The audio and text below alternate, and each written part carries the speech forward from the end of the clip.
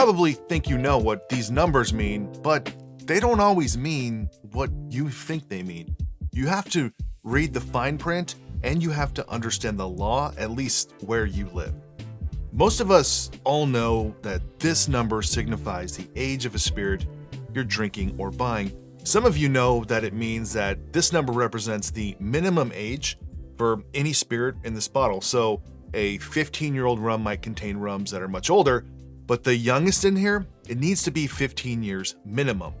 But in the world of rum, that is not always the case. And it's important to note, what I'm about to talk about is not a rampant problem in rum. It's not a majority of the aged bottles, but it's enough to be a problem and definitely enough to be confusing. Some age statements are a little ambiguous for a variety of reasons. First, there's a Solera aging process. Now, this process uses a system of stacked barrels. A portion of the rum from older barrels is replaced with younger rum, and over time, the process mixes these rums together, which have various ages, which you can't really put a number on. The Solera process defenders argue that each batch of rum maintains consistent quality and flavor, and there is a heritage to the process as well. But it's controversial since we have no idea how much of that older rum makes its way into the final bottle. Another issue with age statements, and the most important, are the rules around how they can be written and used. The Alcohol and Tobacco Tax and Trade Bureau, or the TTB, creates these rules in the United States. And when it comes to age statements, there are options given to distillers and bottlers. But when it comes to real age statements, like the official ones, they need to be formatted in one of two ways. Blank, years old. They tell you to fill in the blank with a specific age or age of the youngest distilled spirit in blend.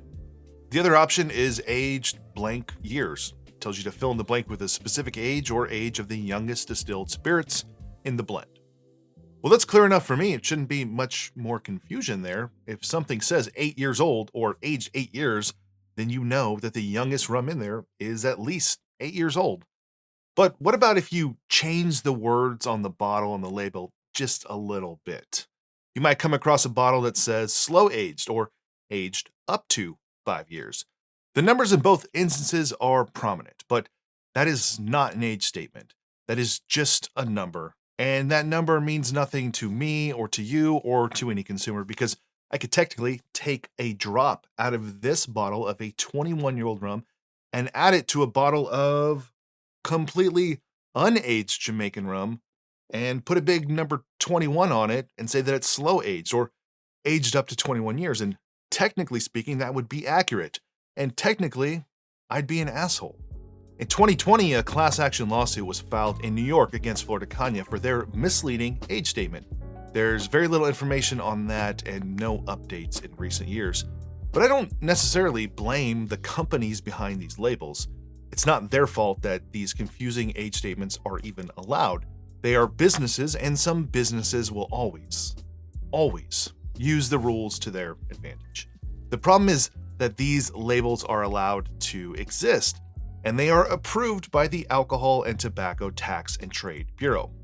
They're approving each and every label that you see. When it comes to age statements, I would love to say that I just don't care. All that matters is what's inside the bottle. How does it taste? What does it cost? There are plenty of popular bottles outside of the light white rum category that have no age statement, and they're beloved. But we are human, most of us, and we think aging something longer has more value. And as much as I'd like to fight against that or deny it, it's just correct. With aging comes more time that spirit is in the barrel, a barrel that must be stored somewhere, time spent in a barrel when nothing else can be used in that barrel. There's a high volume lost to evaporation, and most importantly, the risk that in 21 years' time, the consumer has moved on to something else like mezcal or rum chata. These are legitimate and costly concerns that a rum maker would have to account for to produce older aged products. But that does not mean it will taste better or provide you with more inherent value. But with the age are the expectations that those processes, the time, the warehousing, and the risk, those extra steps, we give that value. But thanks to the TTB, it can be confusing if we don't know any better ourselves. So just remember, just because you see a big bold number on it doesn't mean what you think it means. Not all the time. You have to read the fine print. So what do you think? Do you care about age statements? Do you find them to be relevant or provide you value? Let me know in the comments below. And I want to be clear, in this video, I picked on a couple brands by just showing them, and it's not because I want to pick on those brands. Those happen to be, I think, the only bottles I have that are adhering to this problem we have of having age statements that aren't maybe necessarily forthright or accurate. And I do want to be clear that Appleton is not one of them. Actually, I have an idea. I could just take a drop of the 15-year-old Appleton, add it to that bottle of Captain Morgan White I have, and then I'd have a 15-year-old fine Jamaican rum. Well, I'd have something aged up to 15 years old. And I guess it probably wouldn't be a fine Jamaican rum, but maybe I could charge $800 for a Mai Tai. All right, that's it for this one. Just something I thought you might want to know if you didn't know it.